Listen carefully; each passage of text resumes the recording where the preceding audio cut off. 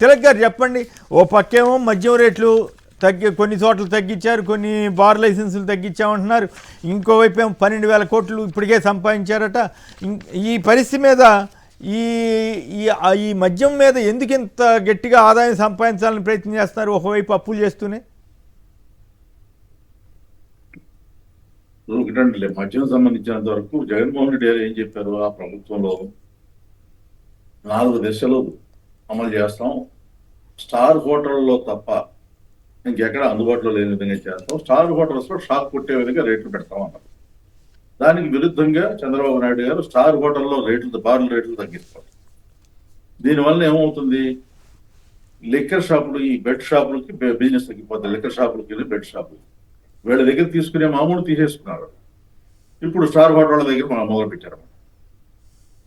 దీనివల్ల ఒక పక్కన ఆరోగ్యశ్రీ ఆపేసి ప్రజల ఆరోగ్యం పాడు చేసేటువంటి మద్యానికి అలవాటు చేసి వాళ్ళు ప్రజల్ని ఏం చేయదలుచుకున్నారు? ఈ రాష్ట్రంలో ఉన్న వ్యాధులు ఏమిటి, ఎన్ని రకాల జబ్బులు ఉన్నాయి, వాటిని ఏ రకంగా ప్రజలు ఇబ్బంది పడుతున్నారు, వాటిని ఆదుకోవడానికి ప్రభుత్వం ఏం చేయబోతుంది? ఈ కోణంలో ఆలోచన అనేది ప్రభుత్వానికి లేదండి. అసలు ఎంతసేపు మీరు తాగండి, తందనాలు ఆడండి, చావండి, ఏదైనా చేయండి. ఈ రకమైన ధోరణి ఈ ప్రభుత్వంలో పెరిగిపోయింది. ఇది వాళ్ళకి ఆదాయం తప్ప. ఇప్పుడు ఒకటండి, ఎంత ఆదాయం సంపాదించింది, వేల కోట్లు. మీరు సందర్భం మరి ఇది మాట్లాడొచ్చలేదు, నేను ఒక మాట చెప్తాను. అమరావతిలో 1000 కోట్లు కావాలి. డబ్బు పిచ్చి పట్టినటువంటి ఆర్థిక అరాచకవాదులు చేసే వికృత విన్యాసాలకు వేదికగా అమరావతి మారుతుంది. నేను అమరావతిలో మీరు 1000 కోట్లు ఖర్చు పెట్టి 60,000 70,000 కోట్లు ఖర్చు పెట్టి మీరు అక్కడ గనక అభివృద్ధి చేస్తే ఈ రాష్ట్రంలో ఉన్నటువంటి జనాభా, కోట్ల మంది జనాభా కూడా ఏం మేలు జరుగుతుందో కూడా చెప్పాలి. 2, అమరావతిలో ఇన్ని రకాలు చేస్తున్నాం అంటున్నారు, మరి ఉత్తరాంధ్రలో దాన్ని ఒక డంపింగ్ యార్డు కింద మార్చి ప్రమాదకరమైనటువంటి అణు విద్యుత్ కేంద్రాలు 2 శ్రీకాకుళం జిల్లాలో ఒకటి, అనకాపల్లి జిల్లాలో ఒకటి పెట్టాలని ప్రయత్నం చేస్తున్నారు. ఏమిటిది అంటే, మీరు ఉత్తరాంధ్రను నాశనం చేయటం, అమరావతిని మీకు పెంచుకోవటం, మీ భూములు ఉన్న చోట అమ్ముకోవడం కోసం అమరావతిని పెంచడం. ఏమిటి పాలసీ? ఉత్తరాంధ్రను సర్వనాశనం చేస్తారా? అక్కడ ప్రజల జీవితాలతో ఆటలాడుకుంటారా? ప్రపంచవ్యాప్తంగా ఉన్న పరిస్థితి ఏంటి? 17% ఉన్నటువంటి అణు విద్యుత్ ఉత్పత్తి 10% పడిపోయింది.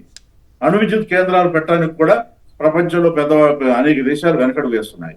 ఈ పరిస్థితుల్లో ఇక్కడ మన ఆంధ్రప్రదేశ్ లో 2 ప్లాంట్లకు అనుమతి ఇవ్వటం, అది కూడా శ్రీకాకుళం జిల్లాలో ఒకటి, అనకాపల్లి జిల్లాలో ఒకటి. అంటే ఉత్తరాంధ్రను నాశనం చేయడానికి, దాన్ని డంపింగ్ యార్డ్ కింద మార్చడానికి, మీరు దాని కార్పొరేట్ శక్తుల డంపింగ్ యార్డ్ కింద మార్చడానికి ప్రయత్నం చేస్తున్నారని చాలా స్పష్టంగా అర్థమవుతుంది. 3వది P4 కింద.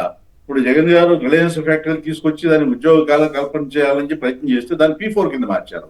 P4 కింద మార్చి మీరు చేయబోతున్నది ఏంటి? 5 లక్షల ఎకరాలు వాళ్ళకి ఇవ్వబోతున్నారు. 2.5 లక్షల ఉద్యోగాలు వస్తాయని చెబుతున్నారు. ఈ 5.5 లక్షల ఎకరాల్లో 500 బయోగ్యాస్ ప్లాంట్లు అంటున్నారు. దీనివల్ల ఎంతమంది వ్యవసాయ కూలీలకు ఉపాధి పోతుంది, ఎంతమంది రైతులకు ఆదాయం పోతుంది, వాళ్ళకి మీరు అది వేరే చర్చిద్దాంలేండి తిలక్ గారు, అది వేరే. ఇప్పుడు మద్యం దాని మీద మాత్రమే సంక్షిప్తంగా, ఈ మద్యం పరిస్థితి ఆంధ్రప్రదేశ్ని మరో మధ్యాంధ్రప్రదేశ్గా మారుస్తున్నారనే విమర్శలు నిజమా కాదా అన్నదే ప్రశ్న. మీకు ఇప్పుడు అసలు బెల్ట్ షాపులు అనేవి ఎక్కడ కంట్రోల్ ఉందా? బెల్ట్ షాపులు కంట్రోల్ లేదు, లిక్కర్ షాపులు కంట్రోల్ లేదు. ఇప్పుడు స్టార్ హోటల్స్ కి వచ్చారు, ఇంకా పెంచుతారు. ఇక వీధికి డోర్ డెలివరీ ఇప్పుడు పెట్టినా ఆశ్చర్య నిదానం కనిపిస్తున్నాడు. ఆల్రెడీ జరుగుతుంది అన్నట్టుగా వార్తలు వస్తున్నాయి కదా. బెల్ట్ షాపులు అంటే డోర్ డెలివరీ కింద వాళ్ళు అందజేస్తారట ఇళ్ళకి.